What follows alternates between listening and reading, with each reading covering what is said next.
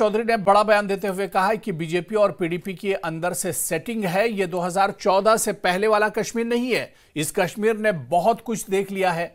यहां दो सरकारें चल रही हैं, एक चुनी हुई और दूसरी केवल यहां नियुक्त की गई है। लेकिन जिम्मेदारी तो हमारी बनती है, क्योंकि वादे हमने किए हैं। पीएम ने जो वादा किया वो उन्हें पूरा करें।